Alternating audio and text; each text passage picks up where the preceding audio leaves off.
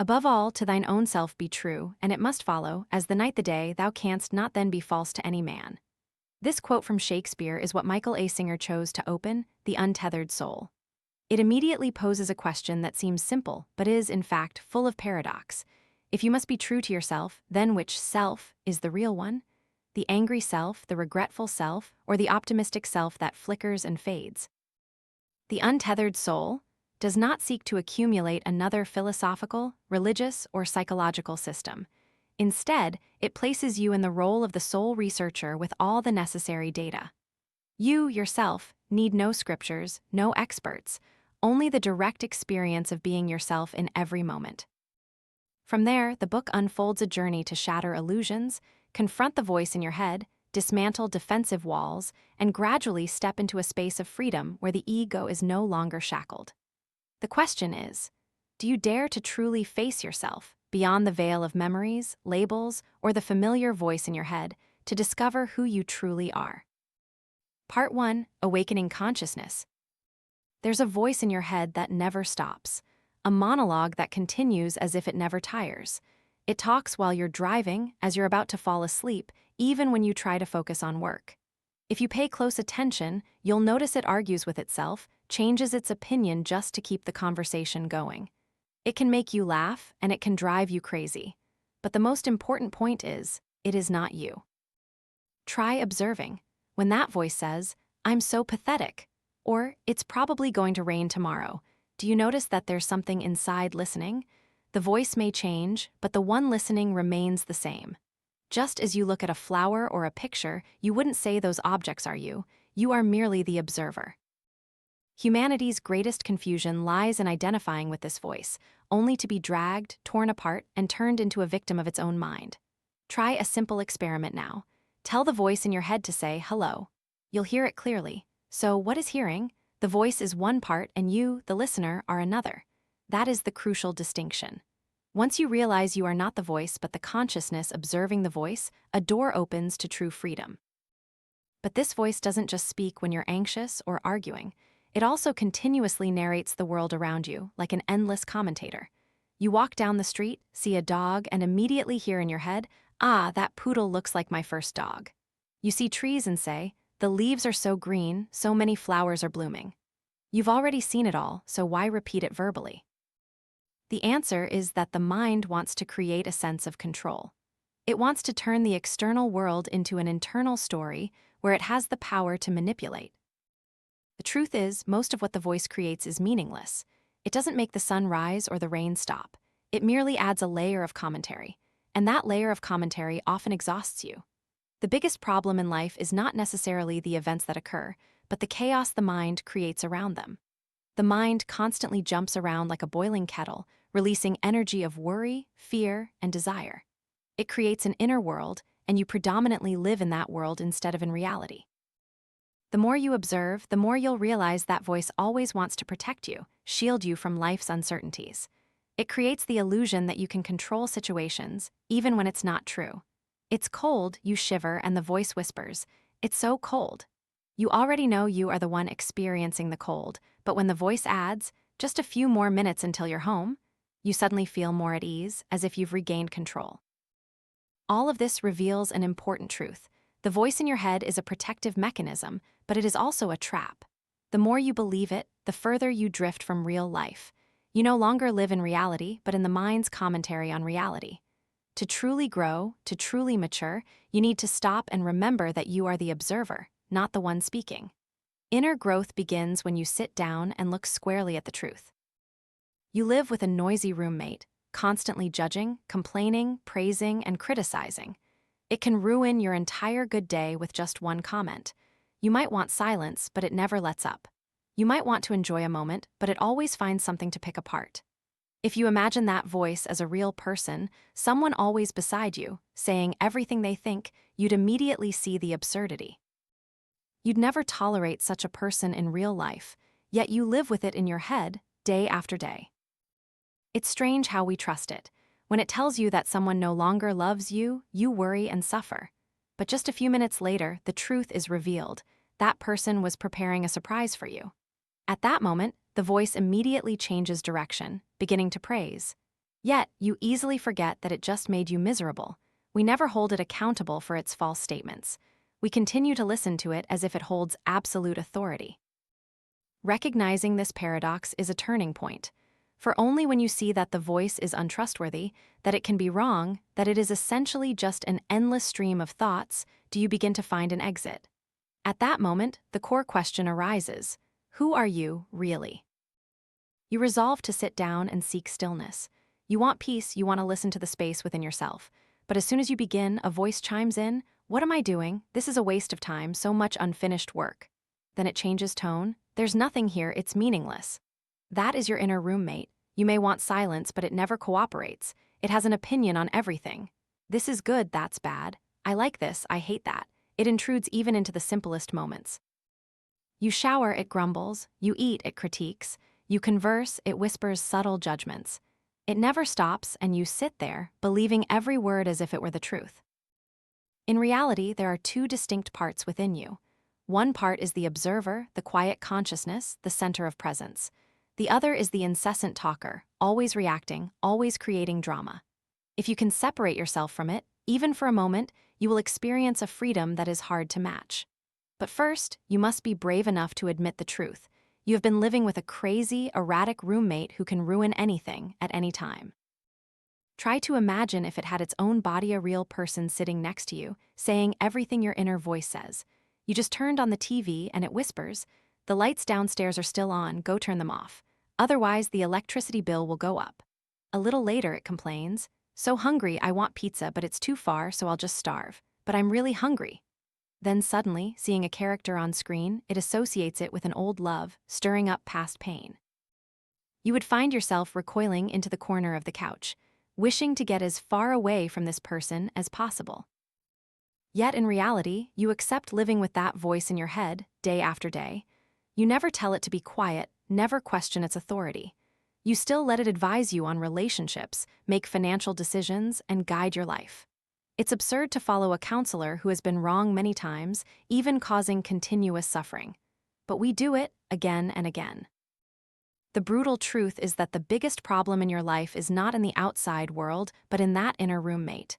It is the source of most anxiety, anger, and insecurity.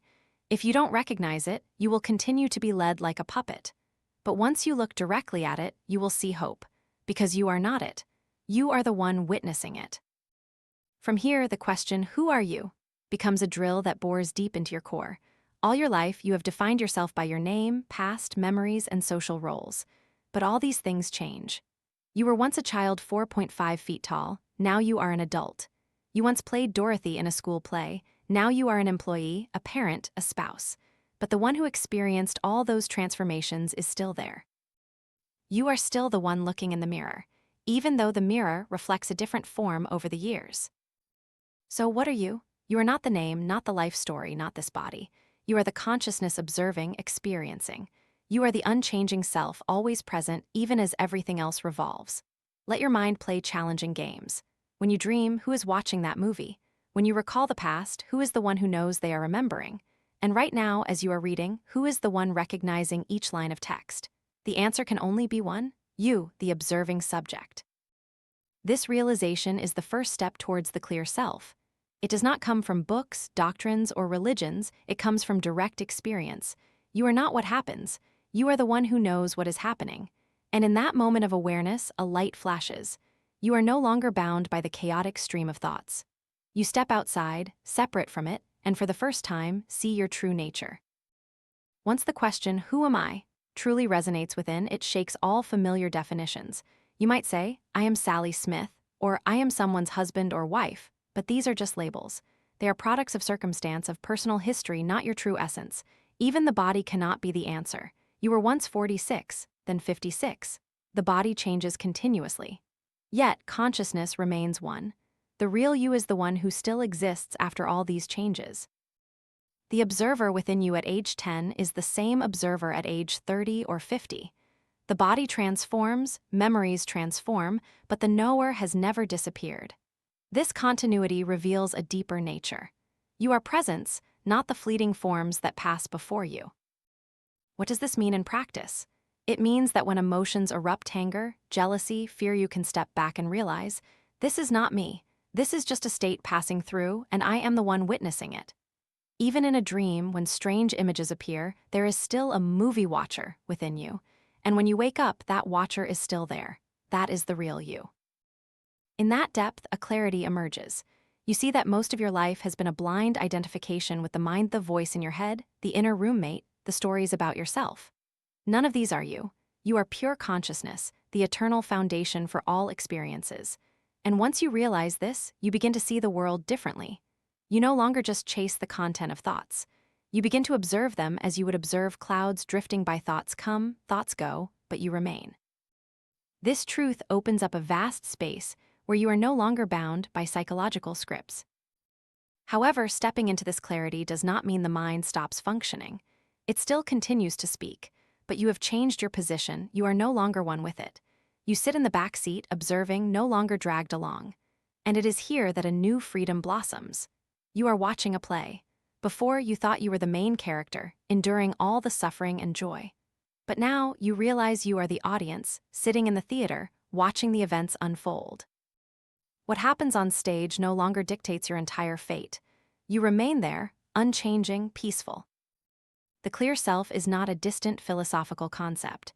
It is a direct experience when you see that everything you thought was, I, your name, roles, thoughts, emotions is just a coat. You are not those coats. You are the one wearing the coat, the pure presence. And when you realize this, you begin to gently release attachments because you know your core cannot be harmed. This truth does not come instantly. Many times, you will be drawn back into the mind's game, believing the stories in your head are real. But each time you remember, each time you return to the observer's position, the light flares up again. This repetition is the path. You understand that you don't need to search for yourself in a book, a doctrine, or a philosophy. You just need to look at your direct experience. You are the life that is seeing, hearing, knowing. That is the answer no words can fully capture after layers of unraveling. After successively denying that you are not your name, not your life story, not your body or fleeting emotions, a clear, pristine space emerges. You are the clear self. This state is not a philosophical idea to be debated, but a shift in perception. You begin to see clearly that all experiences from happiness to sorrow, from dreams to memories are like scenes flashing across a screen. And you are that screen, always present, unchanging. To live in that clarity, you must learn to stand firm in the position of the witness. This does not mean you are aloof or emotionless. On the contrary, you experience everything more fully because you are no longer clouded by blind identification. You can cry, you can laugh, but deep down, you know you are the one perceiving that flow. This opens up a strange paradox. You are both in life and transcendent of it. You still participate in events, still converse, still love, but at the same time, you are no longer bound by them. You clearly see the mind's changes, but you are no longer the mind. You clearly see the movements of emotions, but you are no longer the emotions. And from that point, a lightness spreads. You don't need to fight every thought, don't need to suppress every emotion. You just need to step back and observe as if you are sitting by a river, watching the water flow by, not trying to hold it or block it. The flow goes on its own, and you are still there. This is the first and most crucial step into the journey of inner freedom. Because once you know you are observing consciousness, you will no longer be easily deceived by the incessant voice in your head. You begin to put it in its proper place, just a stream of thoughts, not your true nature. People often seek themselves in the past or future, in memories or in unachieved goals. But all these are just fleeting images. The clear self is always present in the now. Right now, as you read these words, as you breathe, as you know that you are present when you reach this awareness, you will understand the ancient teaching. Know thyself, not by accumulating knowledge or comparing yourself to others, but by returning to the truth. You are observing consciousness, no more, no less. And from that place, you step into the world with new eyes. You see that the mind can be noisy, emotions can be overwhelming, but you are no longer swept away. You know that the sky remains blue even when dark clouds gather, and you know that your true nature is never harmed, unchanging, clear. That is the opening door to the entire journey, from awakening consciousness to releasing energy, then letting go, rising above, and finally living a completely free life. Part 2, Experiencing Energy. Within you lies a strange source of energy, a seemingly unending flow. Even when your body is tired, even when circumstances change, you may have felt it in unexpected moments. A beautiful morning when music plays, when your eyes meet something magical, suddenly life surges from deep within, so powerfully that you can't understand why you feel so full of vitality. This energy doesn't come from food or sleep, though they nourish the body. It comes from the state of your spiritual heart. When you open your heart, energy flows. When you close it, it immediately becomes blocked. Recall the last time you felt alive, joyful, overflowing with happiness. You could work tirelessly, stay up all night without exhaustion. But on another day, with a heavy heart, you might find yourself tired and weak, even if nothing physical has changed.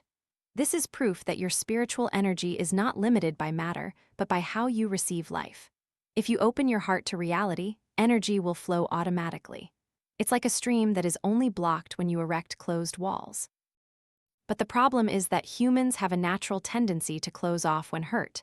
Someone insults you, and immediately you feel your heart contract. A painful event occurs, and you want to close every door so you don't have to feel anymore.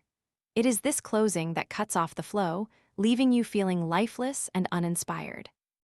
The spiritual heart is where you feel this energy most clearly. When you love, when you are moved, you feel it open like a vast door, a warmth spreading through your chest and throughout your body. Conversely, when you are afraid or resentful, the heart closes, creating pressure, a heavy, suffocating sensation. Try observing your body when you receive criticism. You will feel a tightening sensation in your chest, like a door slamming shut. If you maintain that state, energy will stagnate. The more often you close off, the more rigid and difficult your spiritual heart becomes to open. But if, at that very moment, you dare to let go, dare to let it open, energy will flow again, sweeping away the pain and leaving behind relief. This sounds simple, but it is actually the greatest challenge. Your instinct is to defend yourself, to close off to avoid pain. But the paradoxical truth is that closing off causes you more pain. You try to protect yourself from harm, but that very act prevents energy from circulating, and you live in your own darkness. The only way to tap into infinite energy is to courageously keep your heart open. This doesn't mean you have to passively accept everything. It simply means you don't resist the truth of what's happening. You let life flow through you instead of building barriers. When you know how to keep your heart open, you will be amazed at the explosive power of life energy. It gives you patience you never knew you had, limitless creativity, unprovoked joy, and an unshakable serenity. This comes not from outside, but from within you, from letting go of the habit of closing off. If you observe your day, you will see your spiritual heart constantly opening and closing. A sweet remark makes you feel warm, a criticism makes you cold, a happy memory brightens you, a fear makes you withdraw. You live as if holding a switch, constantly turning energy on and off without realizing it, resulting in endless fluctuations. Excitement then fatigue, joy then sadness. But if you understand that you have the power to choose, everything will change. You can choose not to close off.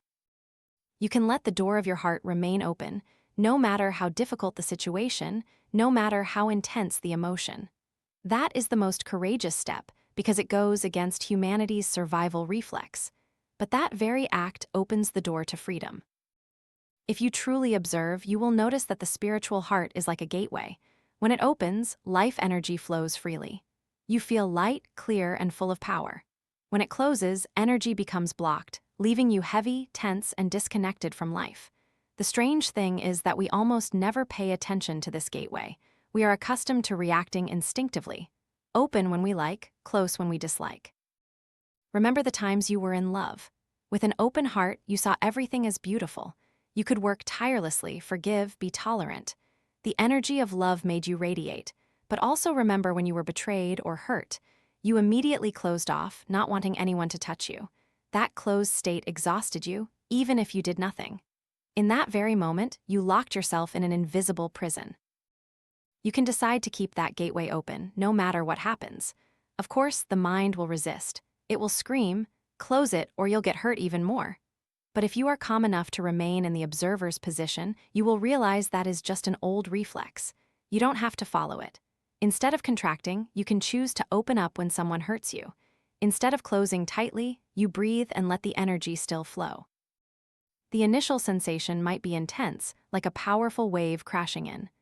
But if you don't resist, the wave will pass, and what remains is a vast, peaceful, clear space. The habit of closing off often starts with very small things. A comment, a glance, a trivial situation is enough to make you put up defensive barriers.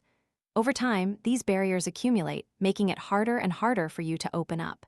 You become fearful, closed off, and lose your innate vibrancy.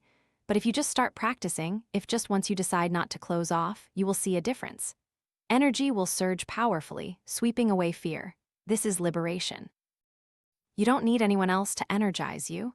You don't need to wait for ideal circumstances to feel invigorated. The boundless energy is already within you, just waiting for you to open up. The only question is whether you dare to keep your heart open. Let's try a specific example. You're driving and someone suddenly cuts you off, almost causing an accident. The instinctive reaction is anger, your heart contracts, you yell in your head. But if you stop for a moment to notice that contraction, you can decide to release it instead of letting anger lock up your energy. You leave the door open, you take a deep breath, exhale, and let the flow sweep away the emotion. You'll realize that anger no longer binds you. This is not indifference or apathy. On the contrary, it is ultimate aliveness. You still feel everything, both joy and pain, but you are not imprisoned by them. You let them pass through while you remain open.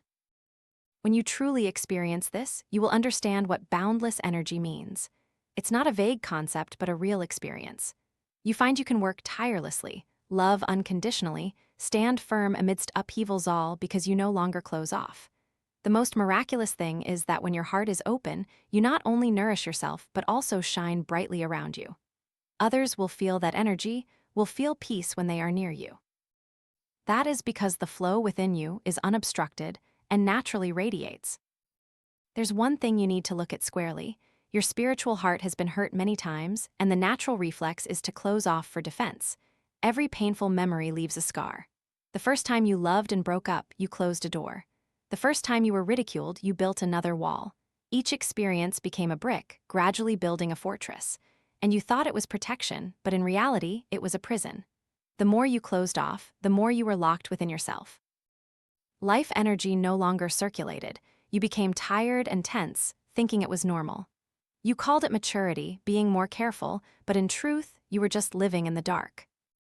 If you observe, you will realize the incredible power of the energy within you when your heart is open. You can embrace simple moments with strange joy. Birds singing, wind blowing through leaves, the smile of a stranger. When your heart is closed, even beautiful things cannot touch you.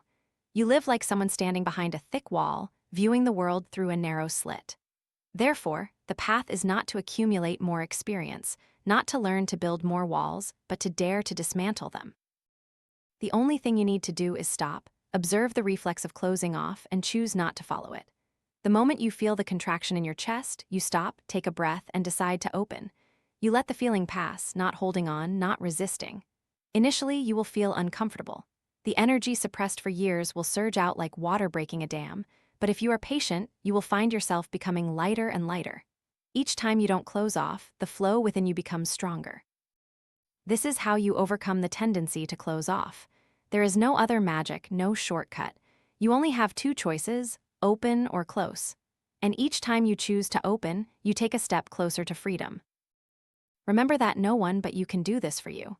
The outside world will always provide reasons for you to close your heart, words, actions, events. But the power lies in not letting those impacts control your heart anymore. You may feel pain, but you don't need to close off. You may shed tears, but you still keep your heart open for the energy to pass through.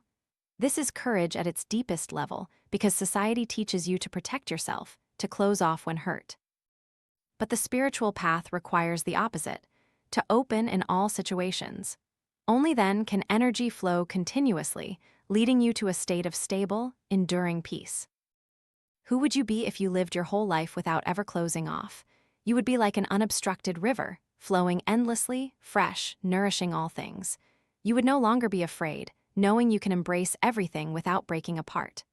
The spiritual heart is the key. It determines whether you live in freedom or in a prison, and you always have the power to choose. Either close off and live in fear, or open up and embrace the infinite source of energy. Look at reality honestly. Life is always changing and not always favorable. There will be times when you experience loss, failure, misunderstanding, betrayal, or witness things that make your heart clench. The familiar reflex is to close your heart, build walls, so you no longer feel pain. But what you don't realize is that each time you close off, you are gradually losing your ability to feel life. If you live a life of only closed reactions, you will become a defensive person, living in a shell, avoiding all risks. Yet, at the same time, you also lose joy, love, and creativity, all that makes this life worth living. The wall doesn't just block pain, it also blocks happiness. Therefore, the only way to truly be free is to dare to live with an open heart. This doesn't mean you have to enjoy pain or seek suffering. It simply means you allow every experience to pass through you without building barriers. You allow energy to flow instead of blocking it. Recall the last time you truly opened your heart in a difficult moment. Perhaps someone hurt you, but instead of closing off, you breathed steadily, kept your heart open. The pain surged intensely, but then it passed, and you found yourself more peaceful than before. That is the true experience of letting energy flow through you instead of holding it captive in closedness. This is a continuous practice. There is no magical moment that permanently transforms you into an open-hearted person. Every day, every situation, you will be challenged. Each time a door wants to close, you have to choose, let go or tighten, open or close. And that choice, repeated daily, will lead you to profound transformation. If you truly commit, you will realize a miraculous thing. The energy within you is infinite. There is no limit other than your own closedness. When you no longer block it, energy will surge endlessly, nourishing you from the inside out.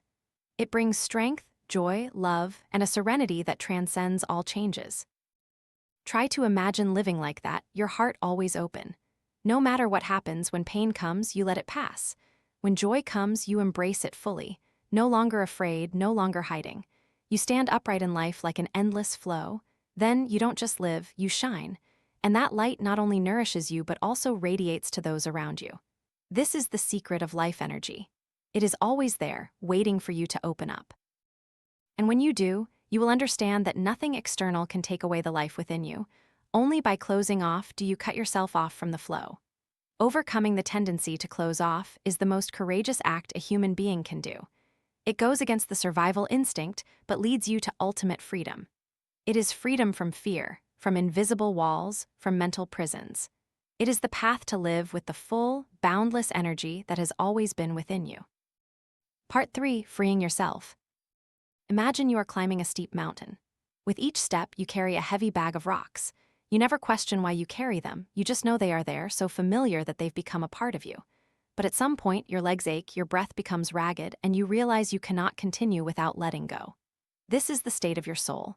You are carrying too much memories, pain, fears, desires, and then you wonder why you are exhausted. The choice is clear. Either you let go now, or you will be pulled down by them. There is no neutral path. Because if you don't let go, unresolved experiences will accumulate, leaving you in a constant state of tension. You think you're in control, but in reality, you are bound. Observe how you react to a painful memory. Instead of letting it pass, you hold on to it, replaying it in your head as if that could change the past. But it is precisely this holding on that causes you pain. A memory is just a memory. It is past, but you cling to it as if it still holds power. As a result, you live in the shadow of something long dead. Freedom cannot come while you are still grasping.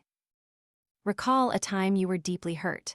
Perhaps an insult, a broken relationship, a betrayal. Instead of letting go, you closed off, built walls, determined never to let that happen again.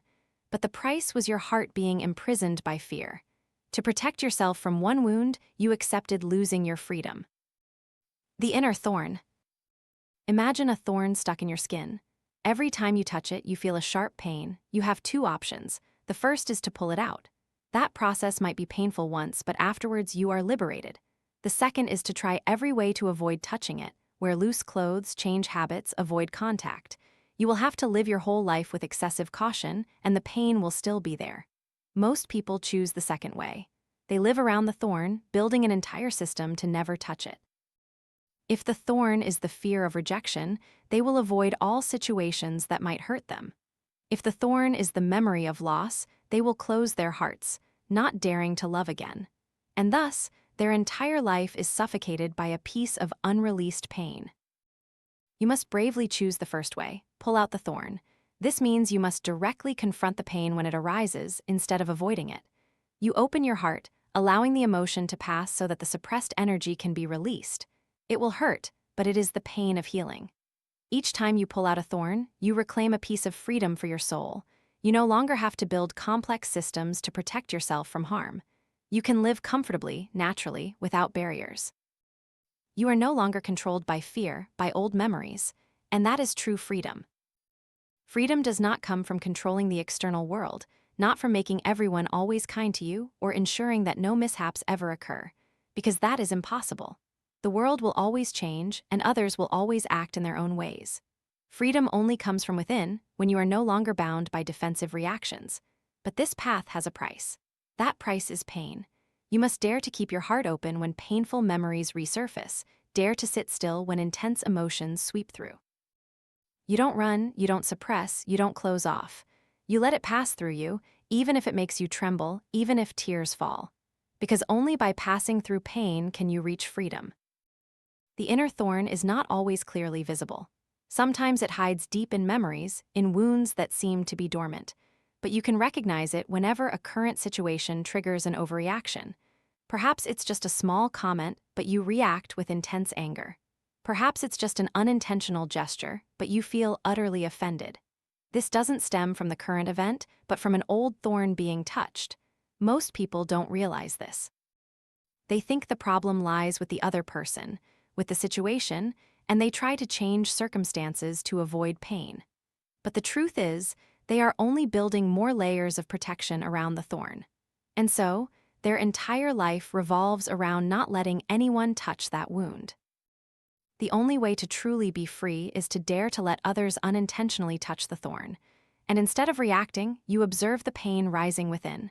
You don't resist, don't blame, don't build more walls. You let it reveal itself, feel it completely, and then let it pass. Each time you do this, the thorn within you is gradually pulled out, layer by layer. This journey is not easy because the defensive reflex has been deeply ingrained in you since childhood. When hurt, you learn to contract. Growing up, you continue to repeat that reaction until it became instinct. Now, to change, you must bravely choose the opposite path, open up, even when everything within you screams to close off. Someone makes a remark that pierces your heart. The old reflex wants you to get angry, retaliate, or withdraw. But this time, you stop. You feel the contraction in your chest, the burning sensation rising. Instead of reacting, you take a deep breath and release. You observe the pain like a wave. It rises, then it dissipates, and you realize you are still here, perfectly peaceful. Each time you go through such an experience, you break another chain. You become less fearful, less dependent on control. You understand that you don't need the world to always be favorable to be happy. Your freedom no longer depends on circumstances. It comes from within, from no longer being manipulated by the invisible thorn. Freedom is not something someone grants you, nor is it an external reward. It is an action you perform yourself, moment by moment.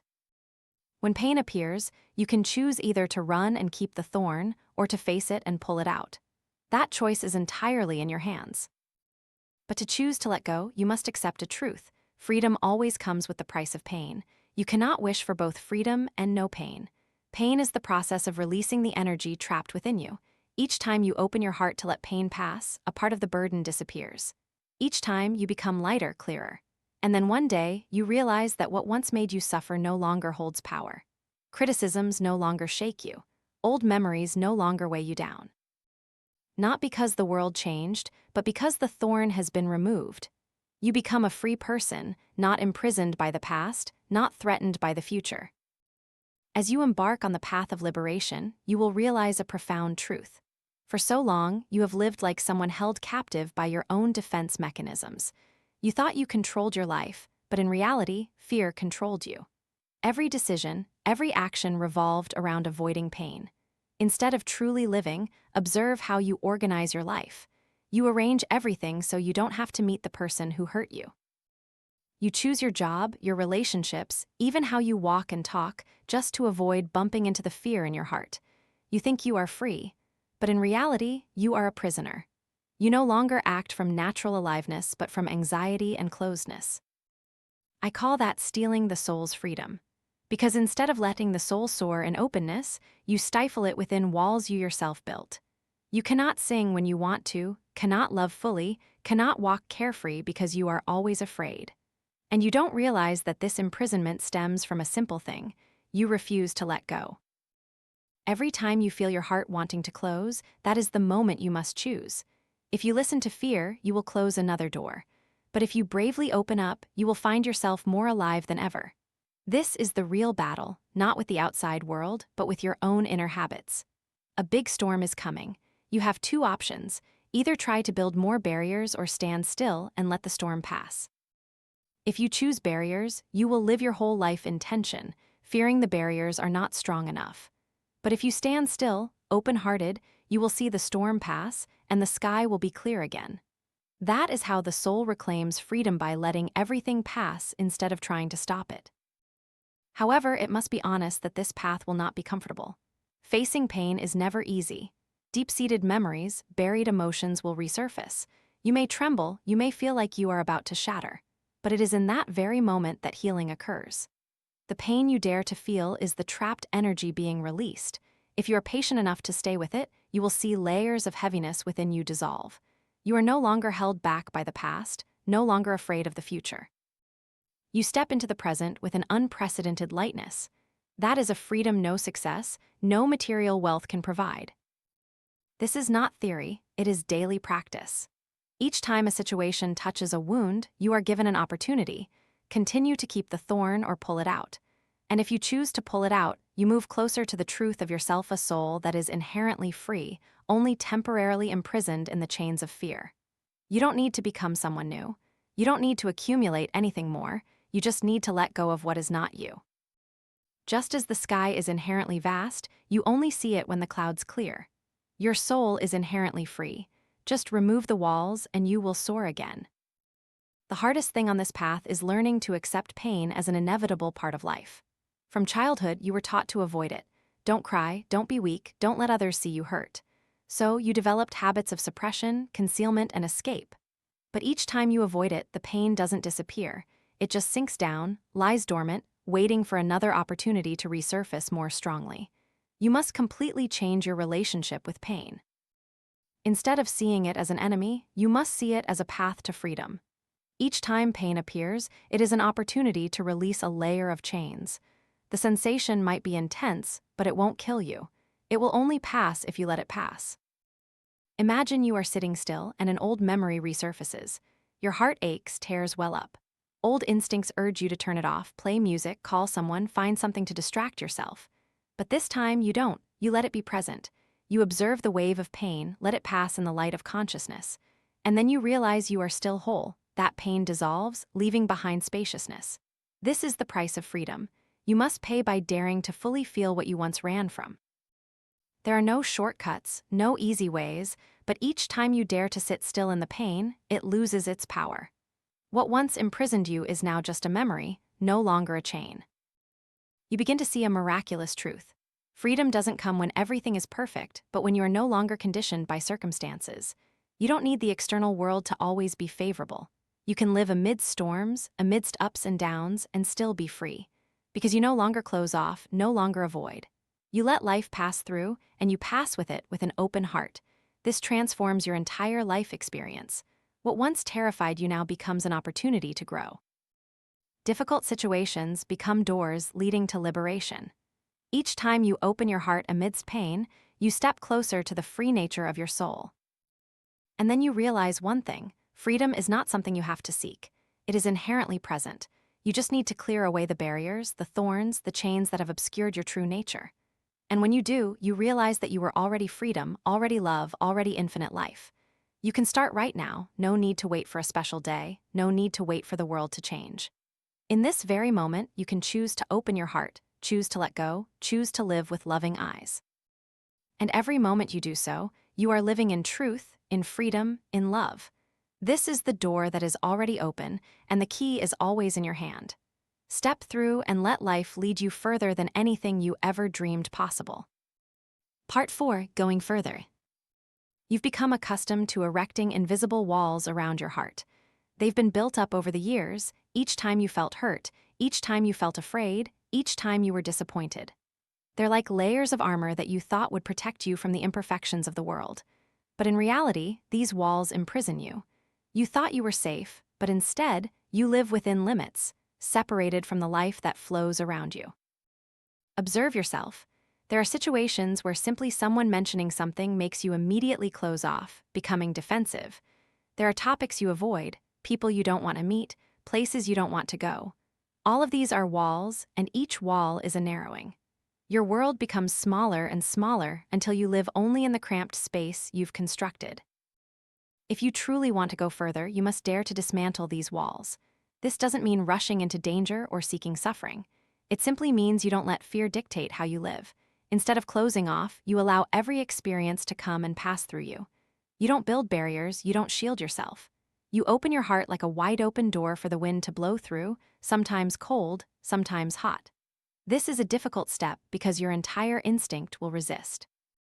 The mind whispers, "Defend yourself or you will get hurt." But you've seen too clearly that defense only makes you live in a prison. To be truly free, you must break down these walls, even if it makes you tremble.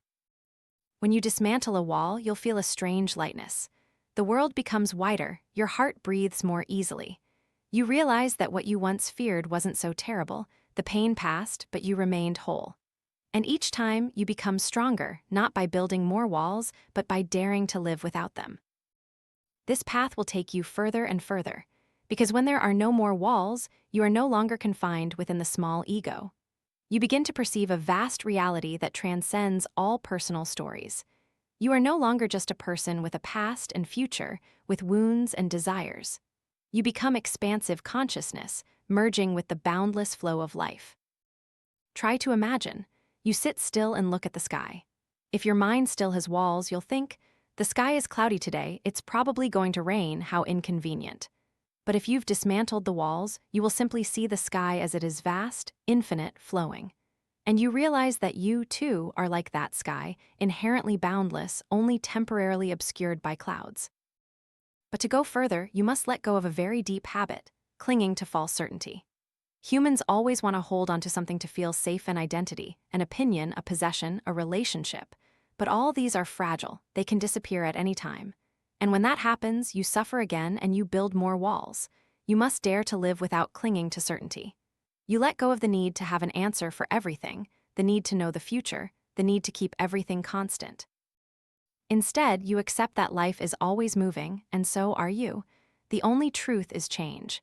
If you cling to permanence, you will suffer endlessly. If you let go, you will float freely in the river of life. The greatest difficulty for humans is not lack but clinging. You cling to things you believe are solid, your house, job, reputation, even habits and opinions. They give you a sense of security as if you are standing on solid ground. But when the ground shakes, when a job is lost, when loved ones depart, when opinions are challenged, you panic. That's because that security is merely an illusion. Look squarely at the truth. Nothing in this life is truly permanent. Your body changes daily, relationships fluctuate, possessions come and go. Even your deepest beliefs can waver when new experiences arise. You cling to them like someone clinging to a branch in a flood. But sooner or later, that branch will break. So you must learn to let go of false certainty. Instead of seeking security in what is outside you, find it in the expansion of consciousness itself. Only consciousness, that which observes all changes, is eternal. When you realize you are not what changes but the one witnessing the change, then you are truly safe. But letting go does not mean rejecting the world. You can still work, love, enjoy. The difference is that you no longer cling. You enjoy but are not dependent. You let everything come and go, but you don't lose yourself in it. It's like watching a play. You can cry, you can laugh, but you know you are the audience, not a character swept away. To live like this, you must dare to step out of your comfort zone. You must dare to go beyond old limits. When a situation frightens you, instead of contracting, you open your heart. When a painful memory arises, instead of avoiding it, you observe it. Each time, you go a little further, beyond the narrow confines of the ego. Imagine someone standing by a river. If they fear the water, they will only linger on the bank, watching the current with anxiety. But if they dare to jump in, they will find themselves floating, supported by the water, unharmed. Life is the same. The more you try to cling to the bank, the more stressed you become. When you let go and let yourself drift in the river of life, you find freedom. As you go further, you begin to experience a vast space beyond the ego. You no longer care only about me and mine. You find yourself connected to everything. The pain of others is no longer alien. The joy of others is also your joy. Expanded consciousness takes you out of the personal cage and into a boundless ocean. This state is not a dream, but a direct experience when you truly let go. The first time, it might be just a fleeting moment sitting quietly watching a sunset. You feel there is no boundary between yourself and the sky. At some point while walking, you see trees, wind, and yourself merge into one. The more you let go, the more frequently these moments come until they become a natural state. But remember, this path of going further is not about doing more. It's about doing less. Fewer walls, less clinging, less resistance. And each time you do less, you feel lighter, more expansive, closer to your inherent boundless nature. As you delve deeper into this journey, you will see that all defensive walls actually stem from one single thing: fear. Fear of being hurt, fear of loss, fear of not being loved, fear of not being enough. And to avoid fear, you construct complex psychological structures, building an artificial world that you can control. But that world is too small, too suffocating compared to the boundless life flowing outside. Look at how you typically react. Criticism comes and you quickly put up a wall. I don't care, it doesn't concern me. An unexpected event happens, and you build another layer of protection. Backup plans, defenses, control. You constantly narrow your living space, like a bird caging itself to avoid a storm. But life cannot be experienced from inside a cage. You must dare to open the door and fly out. Even if the wind is strong, even if the rain pours, only then will you touch true freedom. Going further means accepting that life is inherently uncertain. You cannot control every event, every person, and that is not a disaster. It is the beauty of life. When you stop resisting, you begin to see the miraculous rhythm of the universe. Everything comes and goes, not to destroy you, but to expand you. Remember the last time you faced a big change. Perhaps then you felt shattered, as if the world was ending. But then time passed, you looked back, and realized that very event opened up a new path, led you to a place you never dared to dream of. That shows that the certainty you clung to isn't always good, and uncertainty isn't always bad. Going further means trusting the flow of life even when you don't understand it. You don't need to grasp all the answers.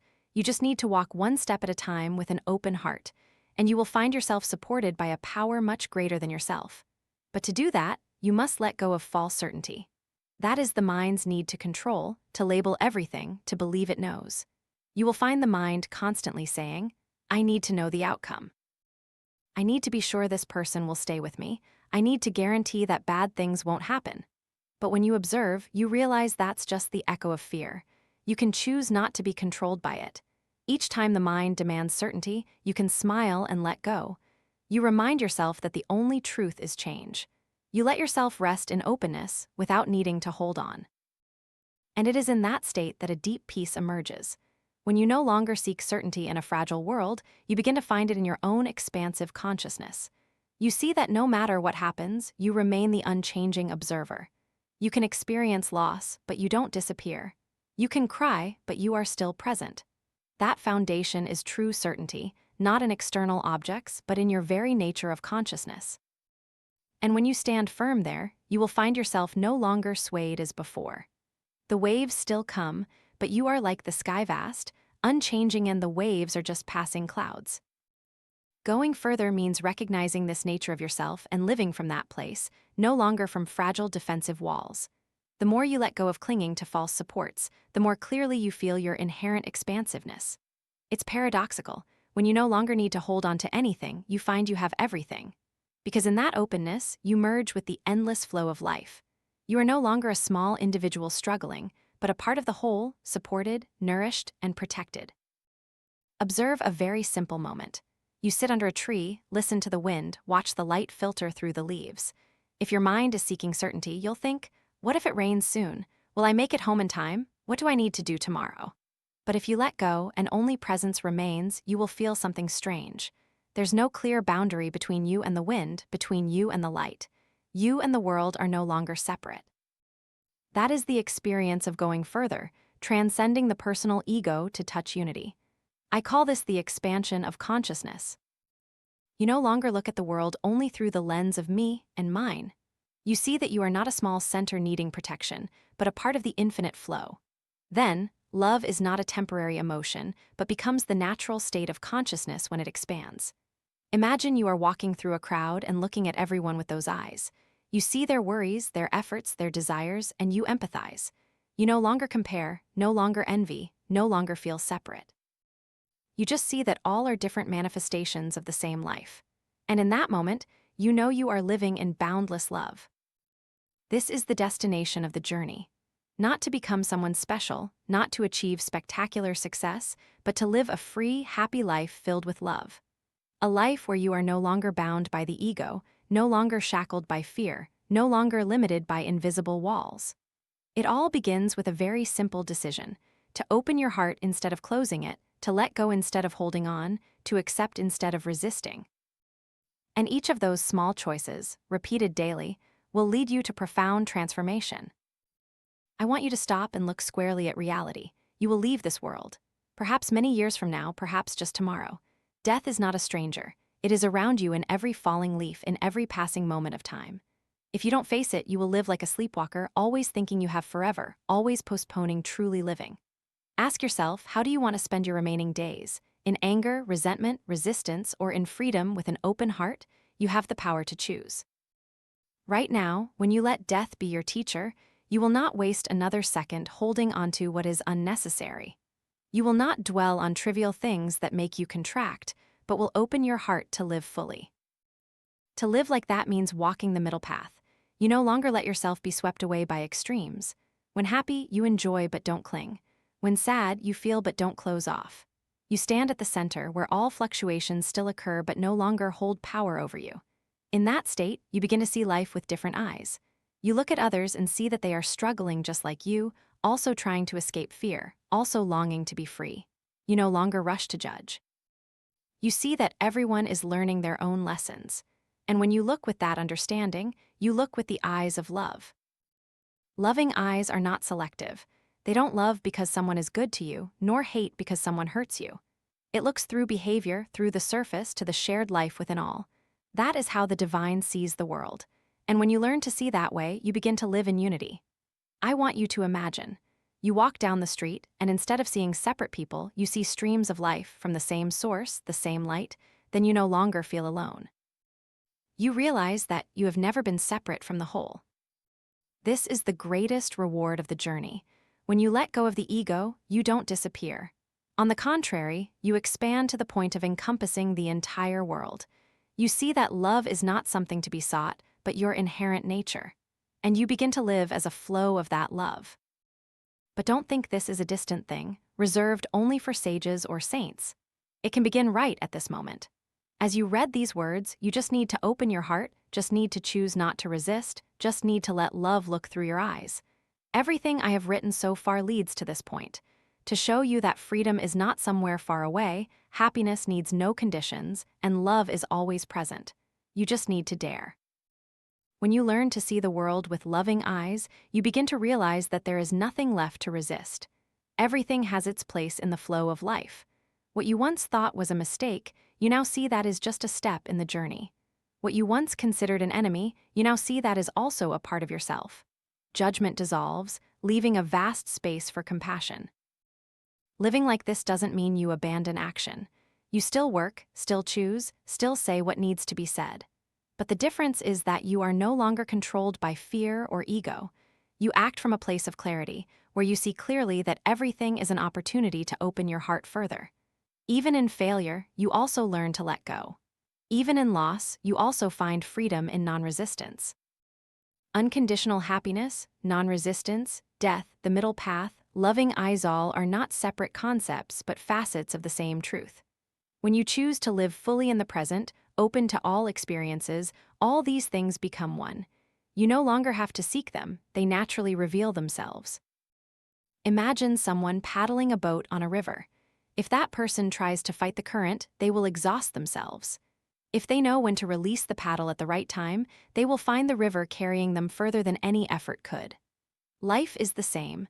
When you stop resisting, when you stop clinging, you will find yourself supported, carried along, open to new horizons. In the end, I want you to understand that this journey is not about becoming someone new, but about returning to yourself. You don't need anything more to be perfect. You just need to dismantle the layers of walls, the thorns, the chains that have obscured your true nature. And when you do, you realize that you are already freedom, already love, already infinite life. You can start right now. No need to wait for a special day. No need to wait for the world to change. In this very moment, you can choose to open your heart, choose to let go, choose to live with loving eyes. And every moment you do so, you are living in truth, in freedom, in love. This is the door that is already open, and the key is always in your hand. Step through and let life lead you further than anything you ever dreamed.